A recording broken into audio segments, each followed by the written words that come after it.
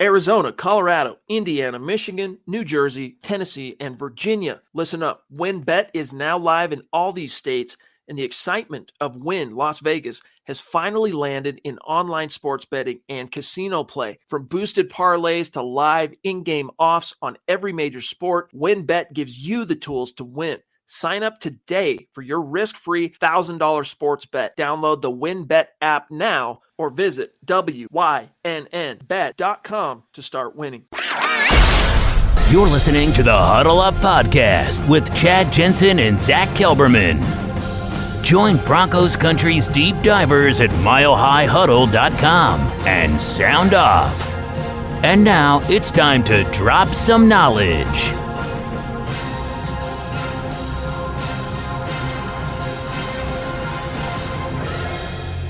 And we're good. So welcome in, everybody. It is the Huddle Up Podcast, presented as always by Mile High Huddle and powered by Blue Wire Podcast. I'm your host, Chad Jensen. With me, my fellow football priest, who you know, who you love, Zack Kelberman. Zack, a lot of nothing has happened since last we were on. I mean, there's been a few other names that have filtered out that came either Tuesday morning or late Monday after our last stream. But before we get to the Peyton Elway stuff, the latest you've heard on the coaching search, and specifically talk about that article you had that went haywire for MHH, talking about this potential combo of Nathaniel Hackett and the quarterback's coach, Getsy. Yeah, I want to give, well, first of all, I want to give George Peyton the credit if he has this plan in place for the foresight. But Pro Football Network's Adam Beasley put it out there, and they reported that they have a real interest, the Broncos do, in hiring Nathaniel Hackett, the Packers offensive coordinator, as their next head coach. And they're also interviewing Luke Getsy, who's an assistant below Nathaniel Hackett, and that could be for an OC job. And having those two guys in place, confidants, coaches that Aaron Rodgers really trusts, really love. I just put something out on my Twitter of Aaron on the Pat McAfee show going to bat for both of them and advocating for them. If they get those two coaches, well, it paves the way for a potential trade for Aaron Rodgers this offseason, because the Broncos, according to Beasley, would love to make that deal. I don't know that it's all that realistic. A lot of things have to fall in place first. I think getting those two coaches is really realistic, but adding A-Rod onto that, Chad, is a whole other kettle of fish. And they're going to have to see what he does after the season, what he does this postseason, what he wants to do. But he loves these two guys. He's really, really, really big fans of Nathaniel Hackett and Luke Getsy. Thinks the world of them. He said it's a little overdue for Hackett's head coaching candidacy, so it could happen. I mean, if there's ever a chance Aaron's going to come to Denver, it would happen with Nathaniel Hackett and Luke Getsy on staff. Listen up, Broncos country. TickPick should be your first choice to buy football tickets because they save fans money by never charging any service fees ever.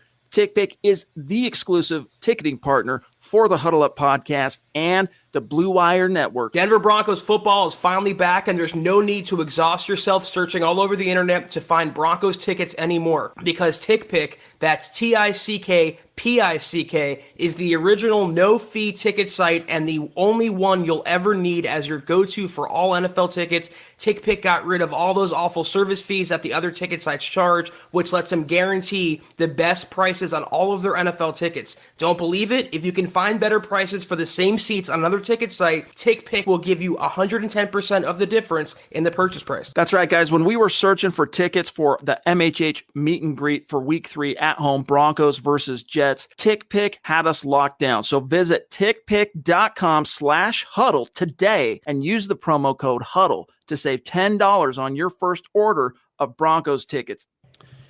You got to think that Aaron Rodgers, regardless of how this particular season unfolds and ultimately resolves for the Packers, if the season ends and Aaron Rodgers looks around and sees that his offensive coordinator's gone, quarterback's coach is gone, and he's stuck with, because everything we've heard, no problem with Matt LaFleur per se, it's with the GM and ownership there, or not ownership, but executive chain, the executive branch of the Packers, but Brian Gutekunst, the GM. So maybe he looks around, Zach, Aaron Rodgers, after those two guys depart for greener pastures and go, you know what? I'm out. This only further solidifies to me the need to go finish my career somewhere else. Let's grab Tanner, who jumps in. Thank you, buddy. It's great to see you. It's been a minute. We're happy to have you back. Thank you for the very, very generous super chat. He says, "What's up, Priest? So stoked to be back with you guys. In Peyton, we trust. Hashtag state of being. Hashtag Broncos for life. Great to have you back, buddy. And I'm glad you reached out last night, too, to give me the what's up, letting us know that you're coming back. Great to see you, Tanner." George Payton's out here, Chad, conducting a coaching search and reworking contracts after bringing back Graham Glasgow on a reduced deal. I'm sure we'll get into that as the show goes on today. He really is a home run hire as general manager. And I'll say again, I think it's Elway's second best accomplishment after signing Peyton Manning as Broncos general manager, bringing aboard George Payton as his replacement. Speaking to Nathaniel Hackett, though, according to reports, they've done a lot of work on him as well. I mean, there's all these little breadcrumbs out there indicating it's really down to a two-horse race for Broncos head coach, and that's Nathaniel Hackett and Dan Quinn. Whoever I think interviews better between them is going to get the job. Interviews are coming up starting tomorrow, continuing, I think, through Saturday, and then they'll hopefully have a decision after that, maybe second round of interviews. I think it comes down to them, though. They're not bringing in Doug Peterson. I saw a thing about Brian Daboll in the comments. They're not interviewing him. Whoever they've already put in a request for is the candidate pool. They're not going to add to it. These are their guys. And one of those guys is the next Broncos head coach. And based on everything, I came away from Peyton's press conference thinking it's Dan Quinn, but everything I'm reading since and hearing since, Nathaniel Hackett's really got a shot, especially if Getsy comes aboard. I think among the offensive-minded guys that the Broncos want to talk to, it's Hackett definitely has the edge, as you say. Quinn, I mean, that's just not a name that's going away, and nor should it, even though there's a part of me that would be slightly disappointed if the Broncos go with a third consecutive defensive-minded head coach. The more you dig into Dan Quinn, the more there is to like. You know, he's a very intriguing candidate, and so long as he got the offensive coordinator hire right, which, listen to this, guys, this is how it could shake out. You could see, I know this is off a little bit different thread, Zach, than the Hackett-Getsy ticket, but you could see the Broncos hire Dan Quinn as head coach, and then, Mason, I'm going to grab you right next, and then hire a Getsy away from Green Bay to be offensive coordinator. These are the type of things that happen. The Broncos pulled similar tactics way back during the Gary Kubiak hiring cycle, even though Cincinnati kind of blocked what they wanted to do with Vance Joseph. Teams do this all the time in order to get as much of a bead on the candidates as they possibly can, and sometimes to even get them to talk to you and allow a team to, or for a team to allow them to talk to an outside suitor, Zach, they have to dangle the head coach opportunity, even though, you know, there's probably a pretty solid chance they're not really expecting Getsy to be that guy. Although Zach Taylor got a head coach job as a quarterback's coach. Something to consider, though. That doesn't do it for me, though. Dan Quinn, Getsy ticket. Because Nathaniel Hackett, if he's brought aboard, he'd call his own plays. He would be the OC pretty much, and Getsy would be the Ed Donatel of offense, a figurehead, but he's the quarterback's coach right now and the passing game coordinator. That's a pretty good guy to have on staff who Aaron Rodgers thinks the world of. So even if they don't get A-Rod by hiring Hackett and Getsy, you still have two great up-and-coming coaches who a future Hall of Fame quarterback continues to go to bat for. I would love that. You can bring back Donatel as defensive coordinator. You can maybe plunder Brandon Staley's staff or a Vic Fangio holdover, maybe Bill Collar or Reggie Herring. You can keep the defense mostly in place. You have the players. You need that dynamic, innovative voice on offense. Dan Quinn, to me, is perfect for Chicago or Minnesota. Those jobs appeal to me for him. All right, Zach, let's grab Mason, who's been waiting patiently. Very patient boy. Thank you, Mason. He says, excited to be able to catch the pod live again. I have no preference on who should be owner, just as long as it's stable. Also, thought SOB meant something else. Yeah, when we were talking about Vic Fangio, right? Get that SOB out of here is what some fans were saying. But yeah, dude, it's great to have you in the live chat. Thank you for that super chat, Mason. Zach, we'll talk about some Peyton Elway after we grab Orange Crush here. Thank you. Would love to have them in the same group with Elway handling the business side and Manning the football side, but I love having two shots at a Broncos legend as owner. So, guys, in case you missed it, all right, Woody Page reported early Tuesday, first of all, that right of first refusal lawsuit that the Ed Kaiser estate, that's the owner previous to Pat Bowlen, was dismissed by a Denver judge, all right, opening the way, free completely, Zach, of any legal entanglements. The Broncos, according to Joe Ellis, who put out a statement yesterday, are expected to announce a new owner on the very heels of, we're talking timeline, they're going to hire a new coach, and then back-to-back you'll hear news of a new owner/ownership group. Peyton Manning is one of, I think Woody Page reported, 6 different groups that are going to bid on the Denver Broncos. John Elway's one in a different group. So they never got to play against each other, Zach, as players. John Elway was in his last year when Peyton was a rookie. And even though they were both in the AFC, schedules didn't meet up. They never played together as a team, as a GM quarterback combo. They brought home 4 AFC titles, 2 AFC titles, and a world championship. So, maybe there's an argument to be made, Zach, that, they're better as a team. But in this particular case, they are competing in a kind of Game of Thrones or a Clash of the Titans to secure Broncos ownership. It is exciting. I mean, one of the other 4 could get the bid, but these 2 are vying. Well, I want to preface by this entire subject by saying, and I'm sure Scott will echo this in the pods ahead as well, it's not a topic that ever really burned up my skirt, so to speak, Chad. It never really did anything for me. Got my dander up, whatever cliche you want to use. I don't think the owner is as important as some Broncos fans are making it seem to be. I know it's an important factor. They have to have one. They will have one, but I'm just not that vested in the particular topic. It's cool, though, that a couple of franchise legends are squaring off, as you wrote there, or it's written there, for ownership of the franchise. Not maybe an outside source like a Robert Smith or a Jeff Bezos or Elon Musk, as it's been posited, but Peyton Manning or John Elway. I don't know where it's going to go. They could team up, or they could not team up. But the thing about what Joe Ellis said about expecting an announcement after the coaching search, is that for sure that it would be that a new owner's coming in, or maybe that they're opening it up for bidding? Because I felt like they can't announce anything until March at the earliest because of the owners' meetings.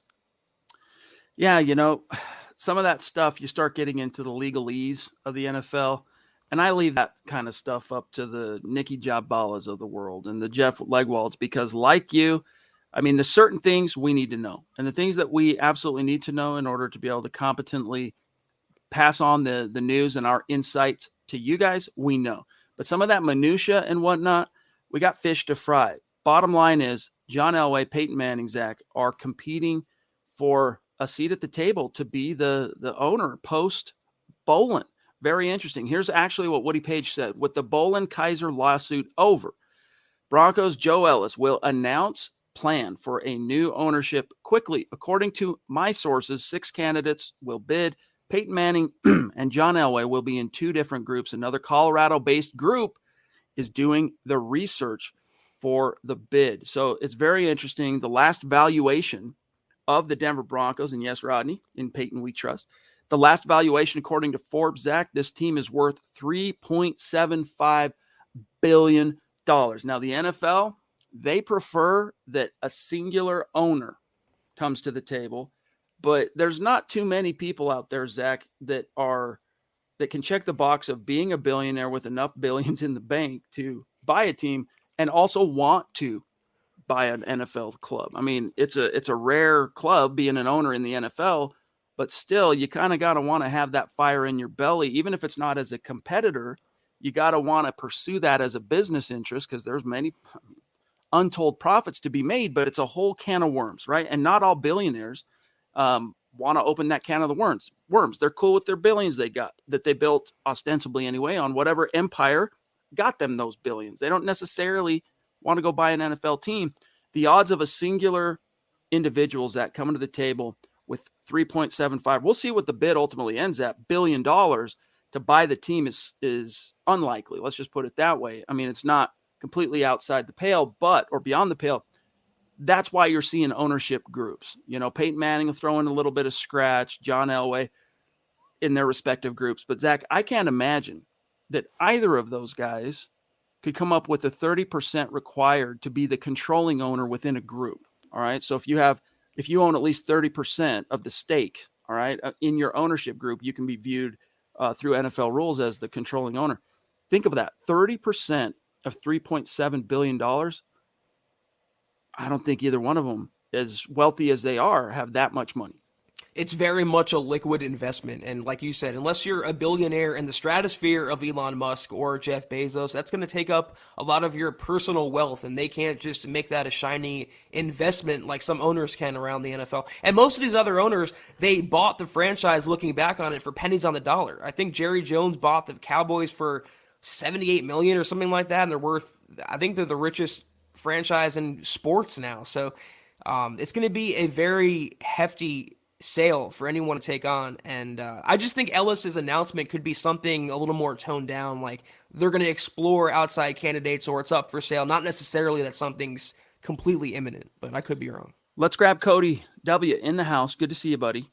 He says, what offensive coordinator won their division, beat Denver, the Raiders, and the Chiefs, and then smoked the Ravens twice? Sounds like a good candidate to me, but I do like Hackett. Brian Callahan, right? I think is who you're talking about.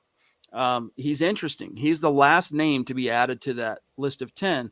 And for what it's worth, the 10 that have been reported, Zach, those are the 10 that if there is going to be a report, it'll start there, because you don't need to get permission to request an interview with, say, Doug Peterson.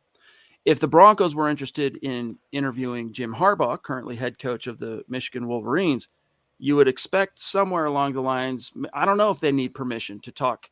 I guess he's under contract, right, but he's not in the league. So I don't know if they would need permission relative to league rules. League rules dictate you have to get the permission before you can, going from NFL to college. I don't know if they are mandated, but I've heard things and I don't know how true it is. All right. I really don't. It's a guy that's been right on a lot of different things for me in the past. He's based out of a city not too far from Denver. Long story short, though, Zach, Jim Harbaugh, I was told, don't completely write him up. I think there are other options in the hopper.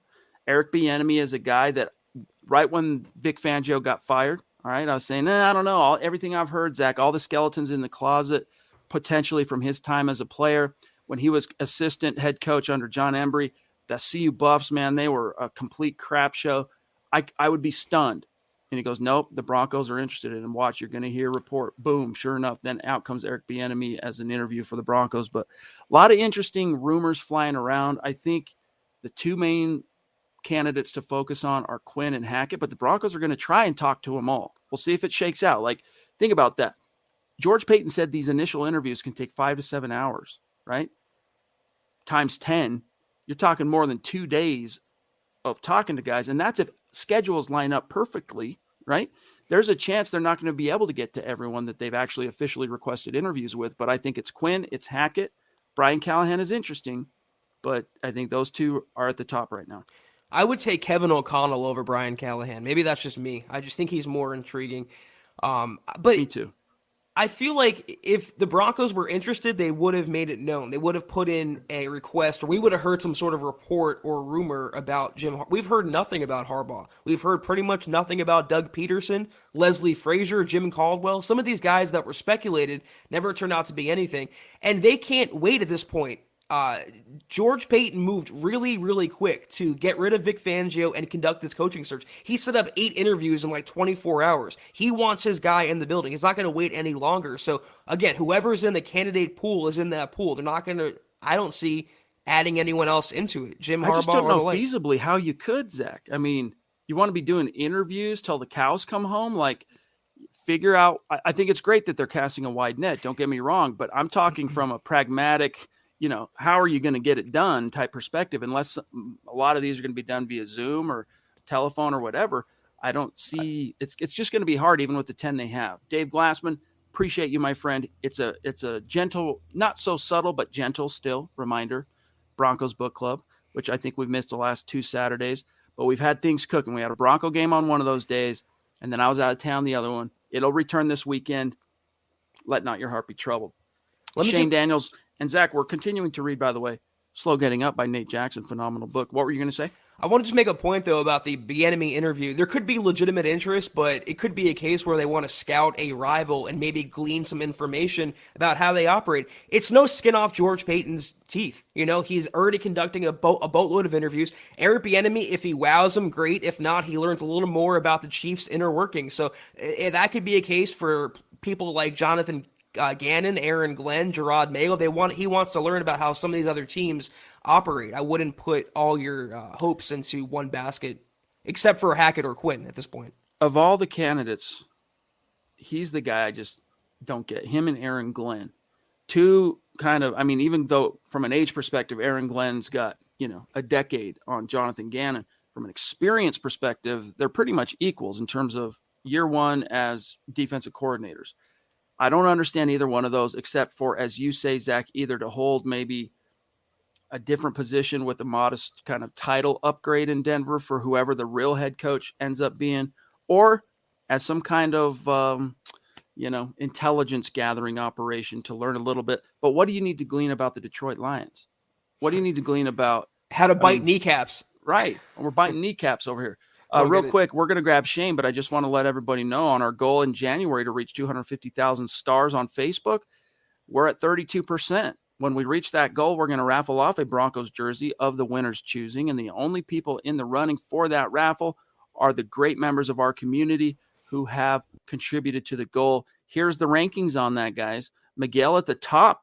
Very cool, Miguel. Thank you. Shane, the aviator, as you can see on screen twice right now.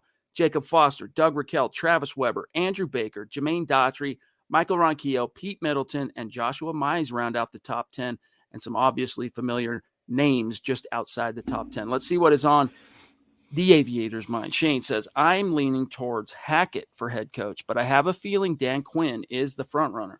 P.S. Rooting for Manning in the ownership deal, LOL. What are opinions on the ownership issue?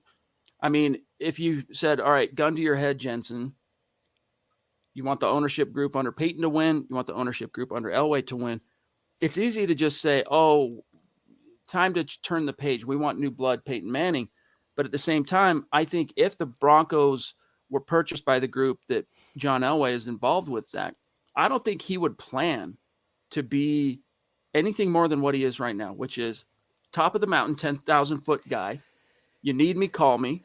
Marcus, good to see you, buddy. Thank you. In the UK, you the man. I don't think he's going to be a guy that wants to be down there grinding anymore. Everybody I talk to, he really is ready to kind of ride off into the sunset in terms of the grind. Peyton Manning, though, you get that vim and vigor, right? This would be something utterly new to him. He'd be competing once again, even as an owner. And I think you could see some of that Peyton magic. The Elway name and the Elway thing has magic. We've seen it. He's brought home 3 world championships to this city, to this team, to this fan base, which is worldwide.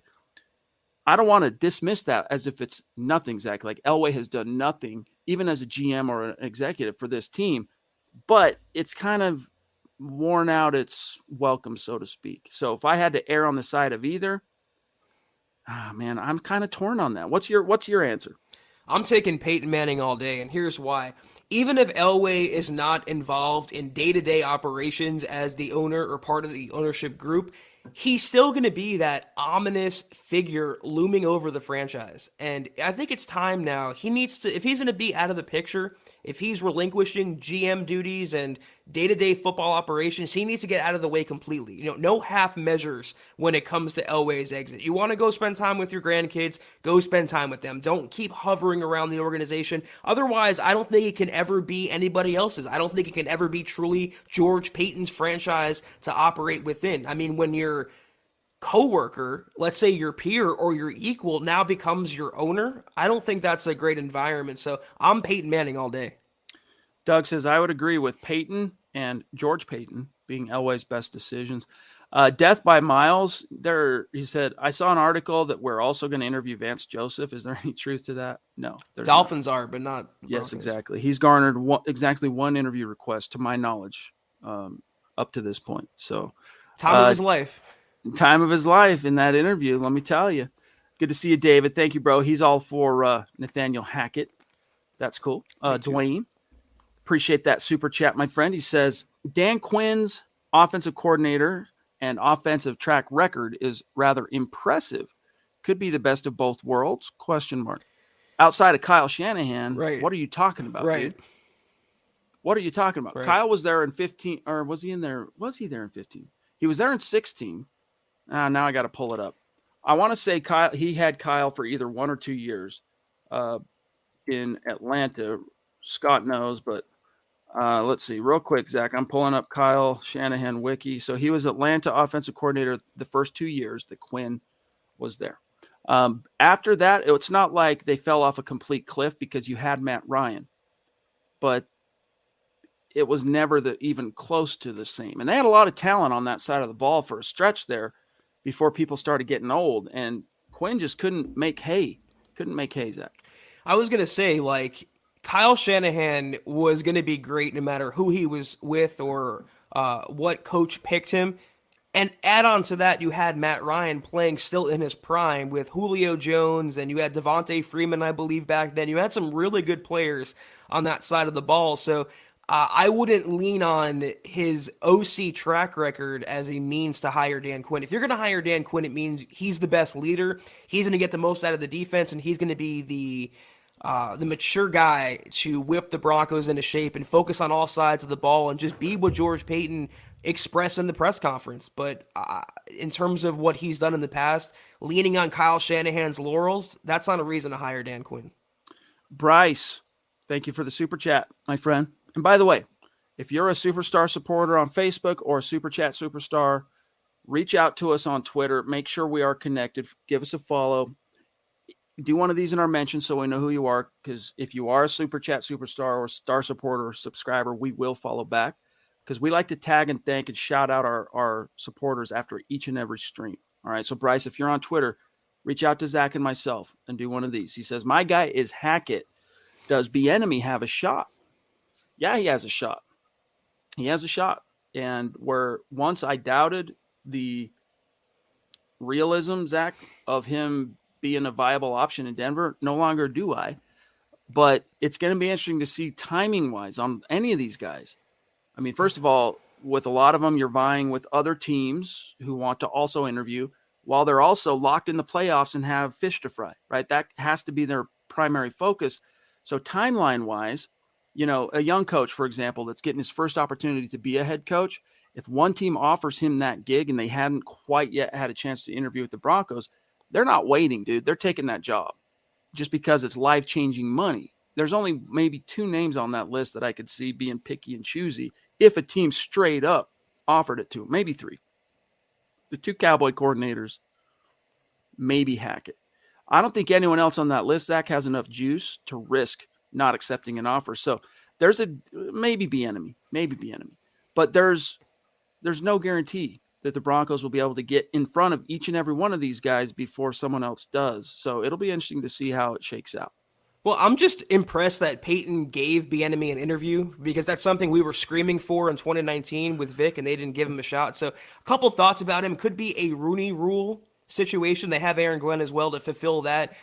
He doesn't interview well. That was the bugaboo with Eric Bieniemy. He turned a lot of teams off. So I don't think George Payton, if he wants a leader, if you can't even win your interview, how are you going to win over a team? So, and the other rumor is that Kansas City wants to preserve Mike Kafka and kind of let Eric Bieniemy go. They rather have Kafka in the building. I wouldn't want someone else's leftovers. I'd rather go for the guy that Aaron Rodgers is rooting for, and Nathaniel Hackett and Luke Getsy, that combination. Eric Bieniemy would be like 4th on my list right now. JJ, what's up, buddy? Thank you. He says, hey, guys, I'm good with Hackett, but not the cost of Rodgers. In other words, what it would take to get Rodgers. That's a whole conversation we'll have to circle back to another time. Albert Getsy, relative to quarterbacks, young quarterbacks, I think the only skin he might have on the wall is Jordan Love, and we haven't quite been able to see much in the way of really how far developed he is.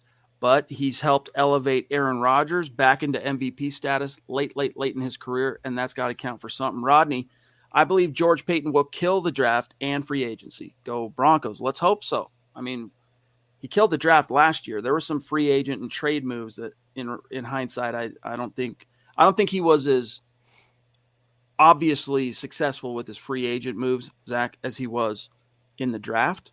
But I got nothing but high expectations now for what George Payton can do as a draft artist. The only one I think he whiffed on was Kyle Fuller, but even that was my favorite signing that he made in the offseason. Other signings that he brought like players he brought aboard, Mike Boone wasn't used by Pat Shurmur. That's not on George Payton. That's on the coaching staff. I thought Shamar Stephen was a great pickup. I thought he filled the roster out really well, but where he killed it was the draft. And you're setting the team up for long-term success when you have foundational building blocks like George Payton imported. I thought he had a fantastic first year, and I thought he's off to an amazing start in year 2. I do too. I mean, I think he had a good year overall. I wasn't huge, and to this point, I'm still a little ambivalent on the Darby deal. Yeah. Because even though Darby kind of steadied and solidified down the stretch, he's like a he got hurt slightly again. better AJ Boye. Yes.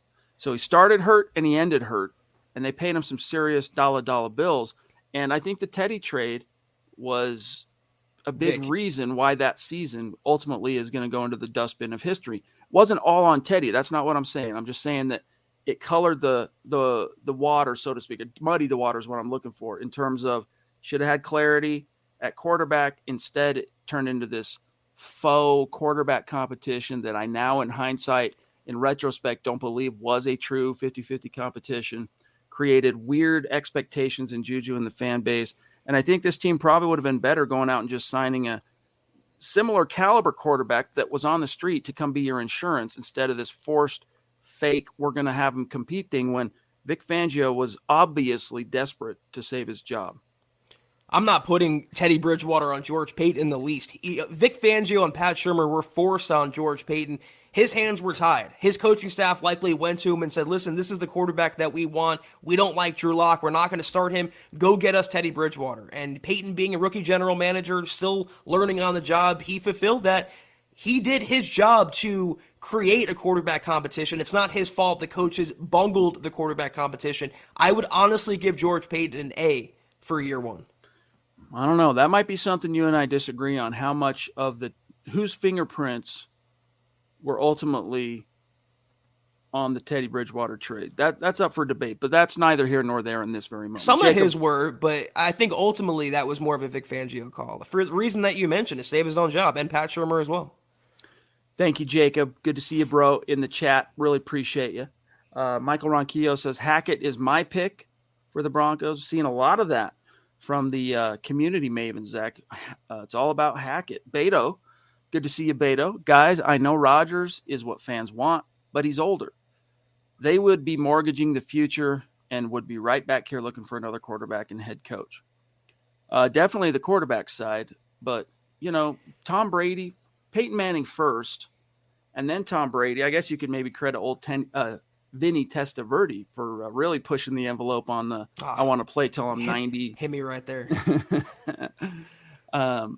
But Peyton Manning set a new kind of, not a new precedent so much, rather he kind of kindled, I think, a new fad almost for these future Hall of Fame guys. Like if Big Ben had any juice left in the tank, wouldn't surprise me if at some point late in his career he wanted to maybe see if he could do it somewhere in another city. Tom Brady following suit, kind of copying Peyton Manning. I want to go prove that I'm as good, if not better. In the world championship department, we know the answer to that. But as a quarterback, I want to go prove that I can win somewhere else too, that I'm not dependent on this one little city. I could see Aaron Rodgers, in other words, this long spiel, coming to Denver, 3-year minimum, like a 3-year floor. It's going to be a deal similar to Peyton's when he signed here in 2012. Probably 5 years with a realistic expectation of him fulfilling 3 of them, and then from there it's kind of let's take it as we go. Well, first of all, Rodgers is older, yes. You wouldn't be getting like a Deshaun Jackson guy in his prime, still has 10 years left. He has maybe 3 or 4 years, 5 years tops of high-level play. But that play is really high level. Maybe back-to-back MVPs, maybe Super Bowl champion. The guy right now is the best quarterback in the NFL. So let's say you acquire him and you don't reach a Super Bowl in that window. Well, if Nathaniel Hackett and Luke Getsy and company are all they're cracked up to be, you can develop your next quarterback while you have Rodgers, like these other teams have done. Look what the Kansas City Chiefs did. Look what Green Bay did with Rodgers and Brett Favre. You always want to have the guy you pass the mantle off to, not scramble every offseason to put a Band-Aid over the bullet hole, to use your famous expression, Chad. So that's the ultimate goal here. If Nathaniel Hackett is the guy, well, he'll have Rodgers, or if he busts or doesn't get Rodgers, you feel comfortable with him developing who's ever on the roster, whether it's Drew Lock or rookie quarterback or anybody else. If that guy can get that hype over selling a handoff, dude, imagine some of the other intricacies of the quarterback position. He'd be rapping on the sideline with Drew Lock. Probably, dude. Love it. Probably. He's like, what's on your playlist today? Let's jam it. Casey Nickel, what's going on, big dog? Great to see you. Thank you for the super. He says, in that interview with Pat McAfee, Aaron Rodgers didn't dismiss anything about not going to Denver. He didn't confirm it either. But, hey, tinfoil hat on, also Manning for owner. Yeah, can neither confirm nor deny. But, Zach, he's in the playoffs with the Packers. If he didn't have that PR controversy relative to his V status earlier this year, he'd be shoe-in MVP this year, like in the hearts and minds of everybody is, I guess, what I'm getting at. He's not going to say, yeah, I can't wait till the season's over, Pat. I'm going to Denver, dude. A, he doesn't control it 100%. B, it would just be very atypical for a franchise classy ambassador type that we know Aaron Rodgers is. He's not going to let on any of that stuff, even if it were all perfectly true that he's dying to come to Denver.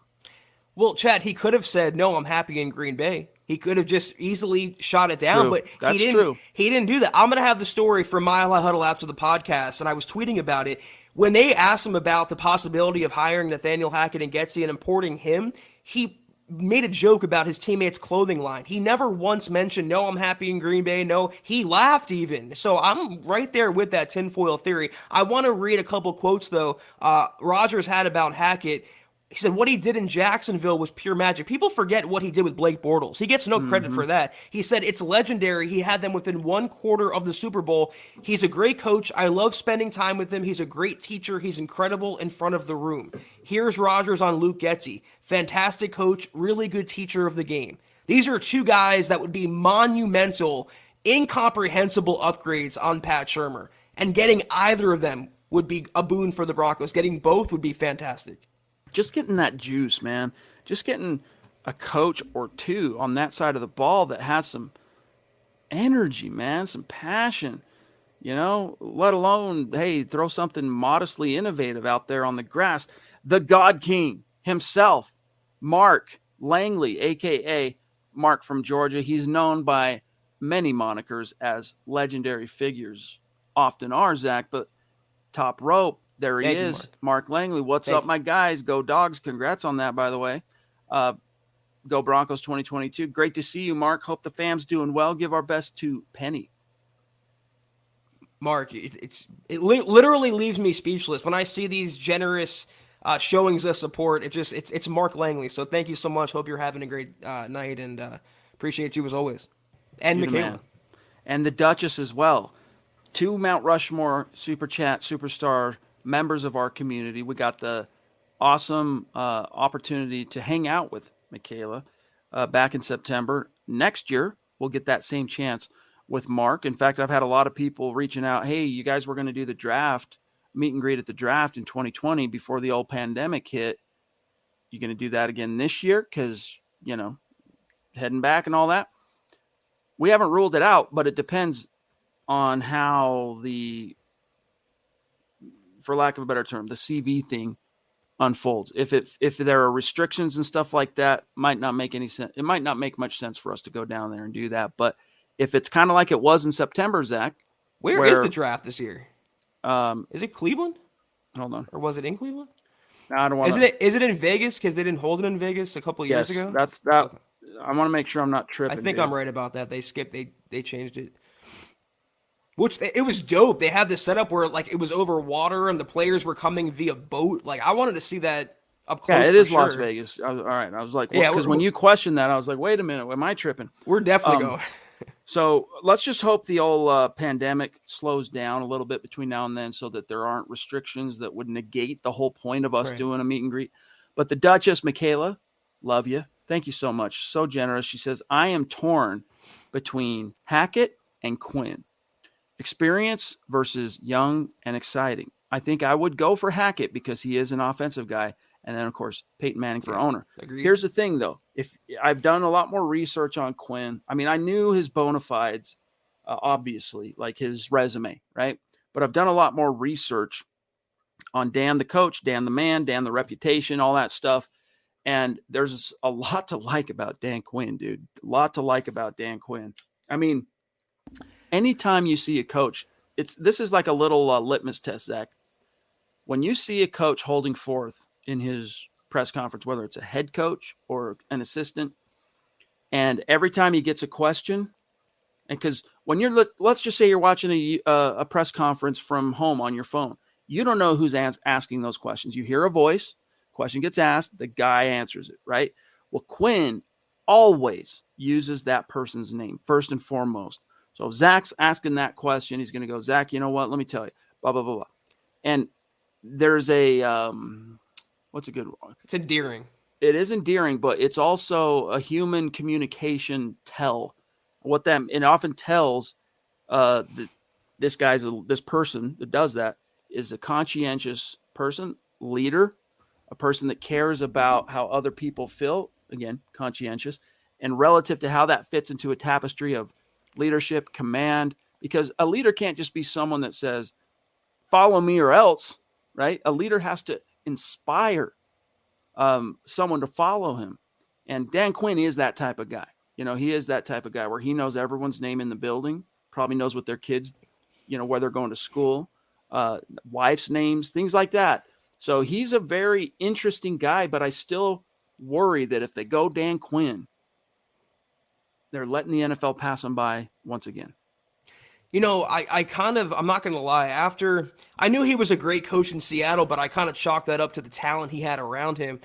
I kind of thought he was a buffoon as the Falcons head coach. I didn't put too much stock in Dan Quinn, but fortunately, covering the Cowboys this past season, I have a ton of respect for him. And let me tell you, I would take Dan over a lot of other candidates on the Broncos list. Not over Moore, not over Hackett, not over maybe O'Connell, but definitely over someone like Aaron Glenn or Jonathan Gannon. The Broncos could do a lot worse than Dan Quinn. You'd be getting a natural-born leader.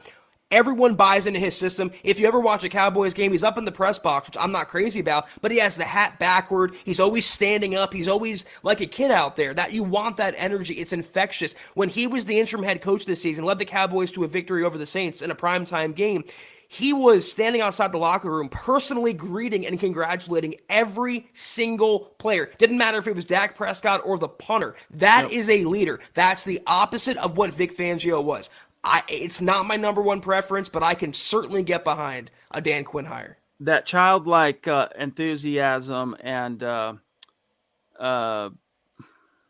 just zeal and love for the game, that is something I think everyone can appreciate in a coach or player, unless it's Drew Lock, right? If it's Drew Lock, then it's a sign of something wrong with this cat. The Boogmeister, what's up?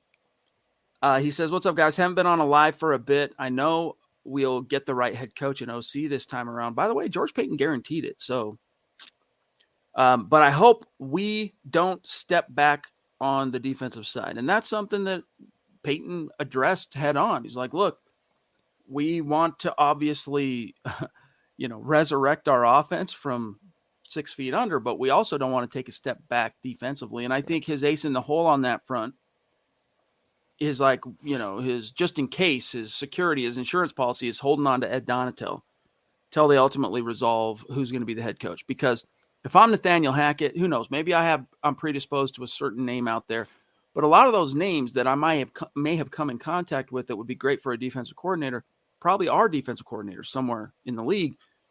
If I get hired by the Denver Broncos and George Payton says you get Ed Donatel, who has been the number one lieutenant to Vic Fangio, the guy whose defense is, the latest thing right now in the NFL, and I'm Nathaniel Hackett, a first-time head coach, offensive-minded guy, I'm going, yeah, let's go. I'm down for Ed Donatel. I'll give it a whirl, see how it goes. But that's a priority for what it's worth, Boogmeister. Look, you can't always get everything you want, right? You can't have your cake and eat it too all the time. You can't go get the best freaking offensive coordinator out there to come be your head coach and turn that ship around and then expect to have like perfect transfer of defense. Right. There will be gives and gets, for lack of a better term, right, that are going to occur, especially when you have a change in regime like this. But you can only hope that they don't take, such a step back, Zach, that it's catastrophic. But you get an offense going, takes so much pressure off that defense, dude. This defense has had to be the tip of the spear for 7 years now, since 2015. I'm counting the Super Bowl year. That they're tired of having to be that tip of the spear. You get a little offense going, Zach. You get a few points on the board in the first half. I mean, I know you take your hat off and go, imagine that, getting points on the board in the first half, what that could do for a defense. All right, I'm being a little hyperbolic here, but you get my point. Yeah, I'm right there with you. It would change the whole complexion of every single Broncos game. But I'm aiming a little higher than Ed Donatel. Who even is Ed Donatel? What is Ed Donatel? I've never really even seen him on game days. I'm half joking here when I say this, but maybe someone like Gerard Mayo as DC, maybe Mike Zimmer as DC, the connection to George Peyton.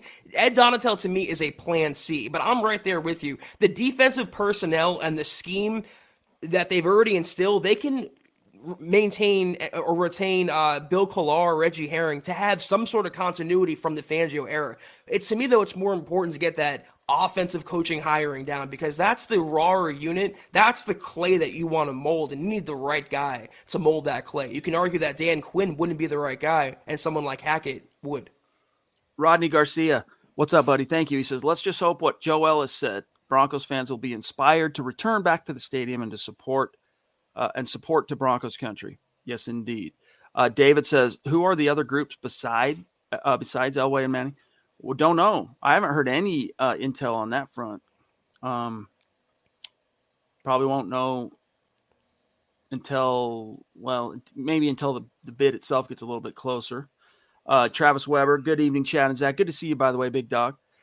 Elway kind of blew it when he turned down Pat, when he offered him 25% ownership or something like that. It's not exactly how it went down, but there was a big snag in the form of the Kaiser estate having a more legitimate say for right of first refusal at that time, and that was quite disincentivizing for John Elway.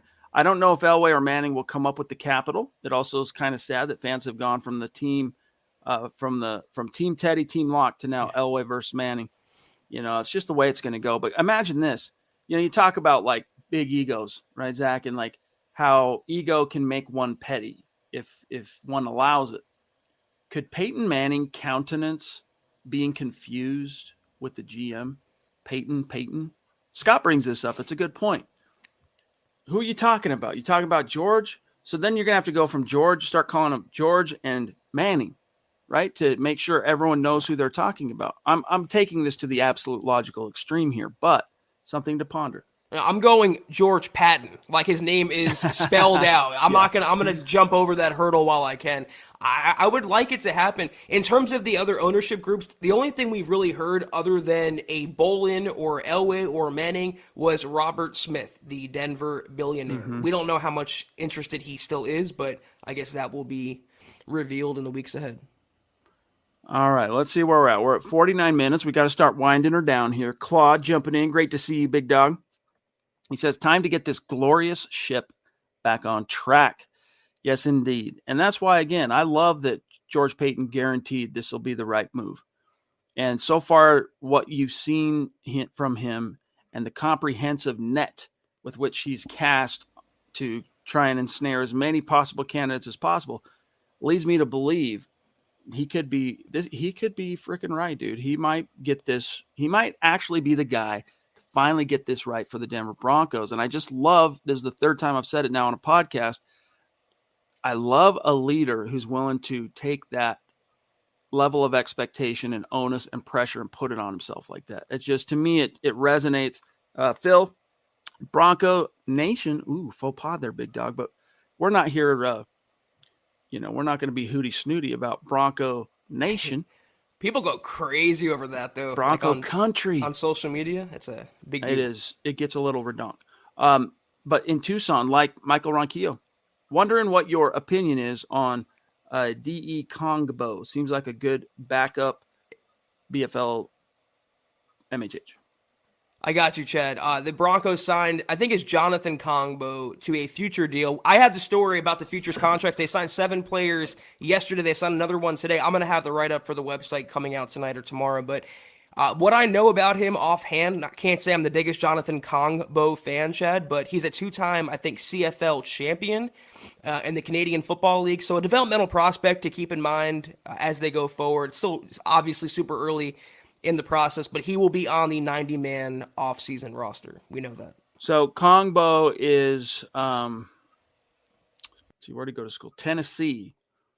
And he was a CFL first-round pick for what it's worth. I mean, that's like, 8th-round pick in the NFL. But he was a Niners practice squad guy in 2020. Signed a reserve future contract with the Niners of that year. Was waived on the cutting room floor, the final cuts before the regular season. And since then, he's a 2-time Grey Cup champion, Zach. So he's brought home the bacon for his respective football teams up there north of the 49th parallel. Jay Milzo Ryan, another newer name. So welcome, big dog. Thank you. Didn't Doug Peterson leave the Eagles because of upper management and also Wentz? Wouldn't Doug be the best bet since he's won a Super Bowl and is an excellent play caller? I'd love it, dude. I would love Doug Peterson to be in the building in strong consideration. Zach and I don't perfectly share a brain on this, but here's what I put my feelers out to try and find out what the Sam Hill happened for a guy who won a Super Bowl and 3 seasons later dismissed with prejudice. And long story short, the owner there wasn't allowing him to make all the decisions on his coaching staff. And he had been told from the time he was hired as Andy Reid's offensive coordinator to go be the head coach in Philly that he would have say and influence, Zach, on the free agent acquisitions, on the draft picks. And he was continually iced out. And he felt, especially after he got that ring, that should have afforded him a little bit more, bigger seat at the table. And they just kept stiff-arming him. So the Jeffrey Lurie and Howie Roseman, they just weren't having it. And meantime, he presided over the disintegration, complete unraveling of Carson Wentz. And that was enough for them to say, you know what? There's not going to be any PR blowback if we fire the only head coach in the history of our club that's brought home a world championship, and the rest is history. But was Carson Wentz disintegrated? Look at the football he played with the Colts this year. He was one of the best quarterbacks in the NFL. I'm not going to deny that Peterson is a good coach, but I don't know where the reverence for him really comes. The defense played great that year. Nick Foles it was a unicorn type year. It was a perfect storm for Philadelphia in so many ways. So Peterson played a part, but his assistants who he had on staff, the players, just the ultimate convalescence that happened that year. Then there was also the falling out apparently he had with some of his coaches or with the front office, like you laid out. He condoned an environment that was toxic in many levels with Alshon Jeffrey and Wentz and the anonymous leaks with Josina Anderson from ESPN back then. And also, he always struck me kind of like a cheesy kind of guy. Like ice cream days he would have at the end of meetings. I mean, I don't want a guy who sat on his couch last year. Nathaniel Hackett's been in the NFL. For an example, Hackett, he's been seeing the recent trends of the sport year to year, hasn't taken any time off. His star is rising. You don't want a guy whose star is already risen. You want a guy whose star is still rising. And I'd rather go with the upside in this hire for once with Hackett. Rob is it Buxbaum or Baum? Boobaum? Pardon me if I'm butchering your name. Help us get it right. Tell us the phonetics, all right, in the chat. But thank you for that super chat. He says, long-time lurker, first-time commenting. Awesome, dude. Appreciate you. Zach, I've followed you since the 24/7 days. Living in Nashville, assuming we have a first-round pick, your choice for best position to draft, or is it BPA? Hashtag United in Orange. Zach? Rob, thank you first of all so much. That's amazing support, and we appreciate. OG. Yeah, seriously, any of you 24/7 guys and gals are incredible. I Mark Langley, appreciate that. another one of the 24/7 OGs. And the Queen, wherever she may be right now. Mm-hmm.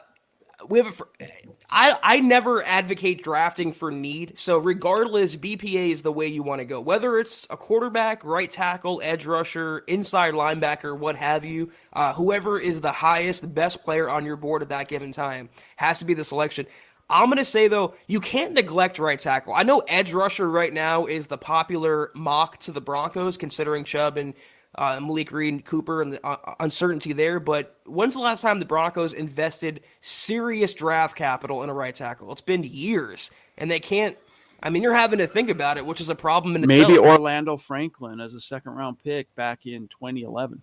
That's a decade. You can't wait that long in today's NFL. If you want someone like Rodgers or even a rookie quarterback, you have to protect him. So right tackle to me is still probably, right now, it's still early, but that's my number one.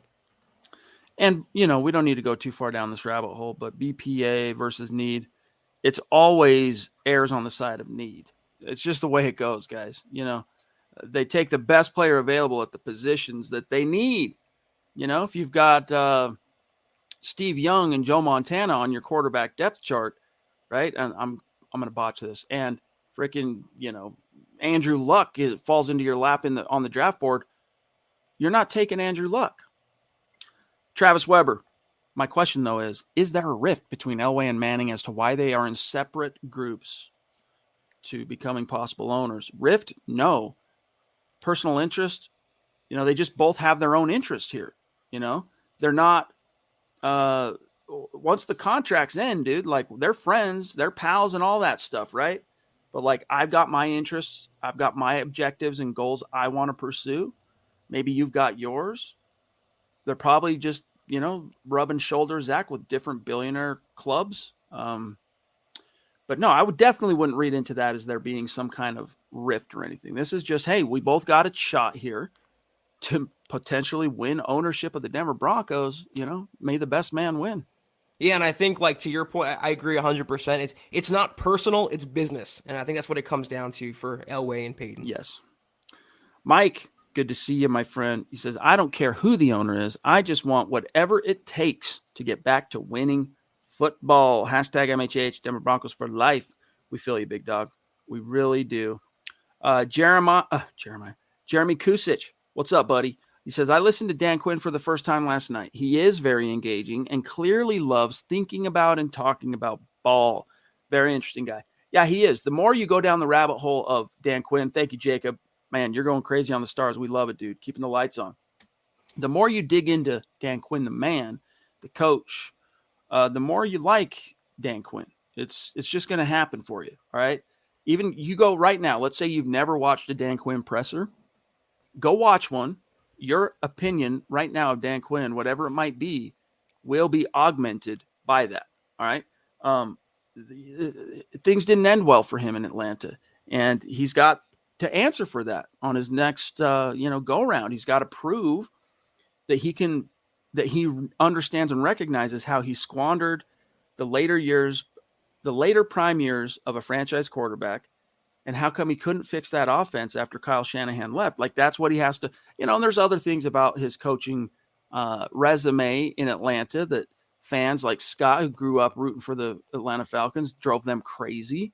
Just like, everyone, when your things aren't going great for your team, your coach, there will be peccadillos about them that drive you nuts, right? And Quinn had that. But there's also something to be said, and I'm going to grab Rodney here, Zach. There's something to be said for the second chance coaches. Mike Shanahan was a second chance coach. Got it right the second time. Gary Kubiak was a second chance coach. Got it right the second time. John Fox was a second time coach when he came to Denver.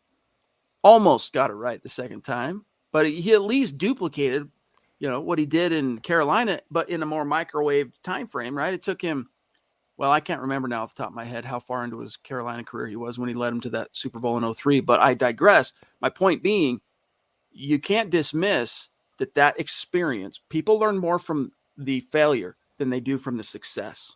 So you got to believe that a smart, sharp, dynamic guy like Dan Quinn he probably in retrospect now realizes exactly the forks in the road where he went left instead of taking the path to the right and what he'd do differently this time around. I'll keep it brief about Dan Quinn. Guys, I wouldn't BS you about coaches. I keep it very, very real. I was not a Dan Quinn believer until this season, but you watch not just what he says and his energy, but what happens on the field. It's not talk. It's not Vic Fangio saying no death by inches and then losing games by kilometers. This is actual talk and action on Dan Quinn's part. His defenses play fast, they hit hard, they create turnovers. They did none of those things under Vic Fangio. So my preference for the Broncos not to hire Dan Quinn really has nothing to do with Dan Quinn. I think he'd be a fantastic coach for, again, Minnesota, even a team like Miami, Chicago, for a defensive-minded team. But the Broncos went in that direction twice now. If they didn't just fail with Vic or fail with VJ before that, I'd say give it a shot. But why not go with the newer trend? And you mentioned retread coaches succeeding. The new trend is first-time coaches succeeding. I think it's time for the Broncos to swing in that direction and see what happens. I just worry the fates they'd be tempting if they went defense for a third straight time in the face of how the first two went. Rodney, hey guys, if the Broncos don't go after Rodgers or Wilson, would you guys go after Mitchell Trubisky? No way in Sam Hill would I. Let me tell you, here's what I say. If the Broncos swing and miss on Rodgers/Wilson, you look at the draft class. There are a couple intriguing prospects in this class. It gets, shade and clowned on a lot for being a shallow class. But there are a couple of guys. If the scouting department and George Peyton and that new head coach do not believe one of those guys, and one, Zach, that is reasonably within reach to them, the Broncos, is a day one upgrade over Drew Lock, then you go with Drew one last time. It's his rookie deal. You go get a Band-Aid insurance policy in the event that he gets hurt. And everyone knows, hey, it's a first-year head coach's honeymoon season. It's the last year on Lock's deal. No one's going to crucify that head coach if Lock doesn't do well because you came up short in the Rodgers sweepstakes or Wilson sweepstakes. And everyone knows it was not a great quarterback class, or at least that's what the common perception is. Makes too much sense almost, right? Why are we talking about Mitchell Trubisky? No. Even if they hired Brian Daboll, who's his coach, I would say no. Just no. I would go for any other quarterback this offseason, maybe with the exception of Teddy Bridgewater over Trubisky. No. I did see – y'all have to stop catfishing us and trolling us because we got a super, I think it was, Chad, about Carson Wentz being released. And y'all always make me check Twitter to see if these – rumors are true, and it's not true. I haven't seen anything. I don't think it's true, but... Of course not. He's not going to be released. Why would they release Carson Wentz? You got me again, though. All right. Savage Boy Kev, the Twitch question of the night. Zach, can we take a second to think, what if Melvin Gordon didn't fumble? We had the Chiefs in the bag, man. That would have really made Locke turn heads. Absolutely. Absolutely. It's a dadgum shame. What if? I mean, ifs and buts or candy and nuts, right? I don't deal in what ifs. I deal in reality. And Melvin had 3 fumbles. He's an $8 million running back. I know he got hit as soon as the ball got to him, but just do your job there. I would say that for any player. If again, we hold one player to certain criticism, I won't name the player. We have to hold all players to that criticism. So that's the reality. All right, Scott, I want to grab Dennis, and I see one here from Lawrence Rivera at 7:20. And then I don't know what else is left, but we got a rapid fire. So Dennis says, okay, did you see Georgia's Kirby Smart Monday night, jumping up and down, running down the sideline? I want a head coach with that kind of enthusiasm. Yes. Amen, dude. We need it. We need that juice. Lawrence, will Hackett be an Adam Gase if we don't get Aaron Rodgers, though? Rodgers likes to be in control of the field, and Hackett lets him, so I'm kind of hesitant there. It's a fair consideration. It's a fair concern. But remember, what did he do with Blake Bortles? People want to remember, Zach, that he ultimately got fired in Jacksonville along with that whole coaching staff. But think about what he was able to do with a guy who up to that point in his career was kind of viewed as a first-round bust. He ultimately, in retrospect, is viewed as a first-round bust. But this guy's coaching got him to just about the top of the mountain. Take it from Aaron Rodgers, who said what he did in Jacksonville was legendary, getting it to within a quarter of the Super Bowl. You can look at it 2 ways. There's always the glass half full and glass half empty. He can be the next Adam Gase or he can be the next Sean McVay. You have to hire him to find out. Sounds familiar, doesn't it? Phil McLaughlin says, hey guys, my business associates in Denver are telling me a former quarterback for the Broncos has had meetings with John Malone. Since his group already owns the Atlanta Braves, he knows what it means to own a team. Have you guys heard anything? Insider scoop. Haven't. I'm not going to lie to you. Addison, Manning as owner, Hackett as head coach, Mariota as a QB competition figure for Drew Lock. Zach, what would you think of that? I don't know how much Marcus Mariota can push Drew Lock. I think that would be tilting it in Lock's favor. And if you bring him back, we don't know who the next head coach is going to be, how they feel about Lock, but you got to push him and make him earn the job if they're making it a competition. Mariota doesn't really do much for me. Kevin Smith, great to see you, my friend. Appreciate you. He says, Indy just released Carson Wentz. Get ready for the Wentz to... Dude, I'm going to Google it now. I think it was a fake account, someone said. I don't know how y'all fall for that either. Like the fake Adam Schefter accounts, like they're not verified. Just look at the follower count. I'm gonna read the Spun. There's no way. Zero chance. All right. NFL World reacts to Tuesday's Carson Wentz news. This is from the Spun.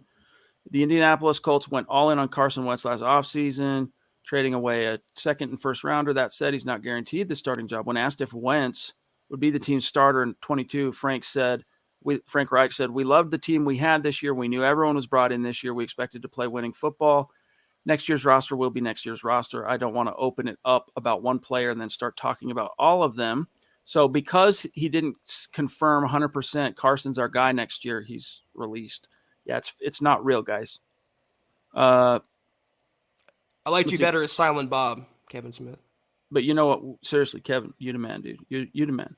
Carson Wentz trade. Yeah, it's people just speculating on why Frank Reich wouldn't confirm for sure he's going to be the man this coming season. All right. Drew Love. I trust Peyton completely in choosing the right head coach for this team. Plus, it's an exciting offseason with the team now being up for sale, as well as nearly $50 million in cap room. All good things. This is an attractive destination, guys. Mays Jackson, another newer name. Welcome. Thank you. I would want billionaire Jeff to own the team. Talking to Jeff Bezos, Amazon. We need deep pockets to fix structural issues of the organization. What do you think, Zach? I don't know that I want. How would you characterize Jeff Bezos? I guess it depends on whatever aisle you fall on politically. Dude, he's so rich, he's post-human. Yeah. What is this guy? Same about Musk as well. I just don't want someone as, maybe that's the word, just so enigmatic or divisive as Bezos could be. I mean, there's billionaires out there that can afford Denver. I just don't want, Alexa Field at Mile High Stadium. I don't want the branding and all that goes along with it, Yeah, for sure. Wilson the Ghost, last one, guys, and then we got to dip on out of here. Pardon me, Lawrence. Alexa, bring me a beer. Bring me a win. Yes. And let the offseason begin, says Wilson the Ghost. Bring back our identity with the zone run offense and a head coach that gives a darn. Hashtag Pookie MVP 2022. Well said, my friend. And can't think of a better way to end tonight's live stream, Zach.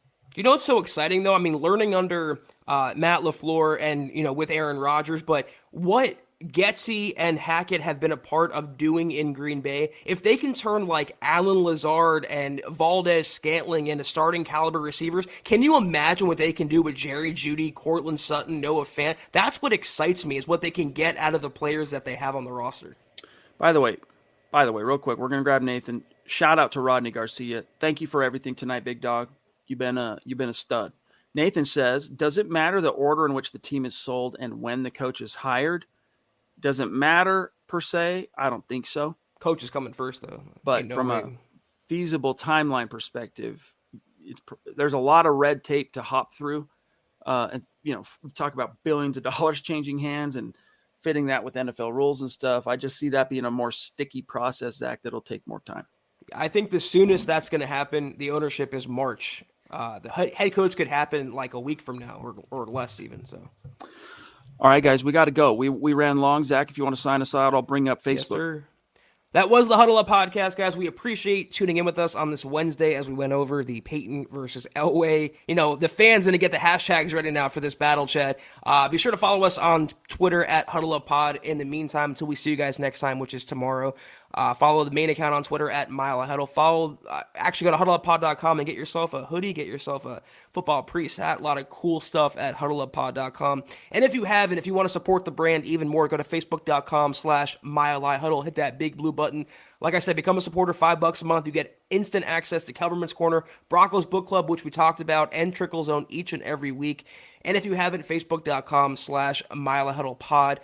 And Apple Podcasts, guys, don't forget, leave your football priest a 5-star review for a chance to win some swag each and every month. But if you can't do those things, do these 3 things. Subscribe, like, and share this video and every video you see on the MHH channel. Helps us grow and reach more Broncos fans just like you.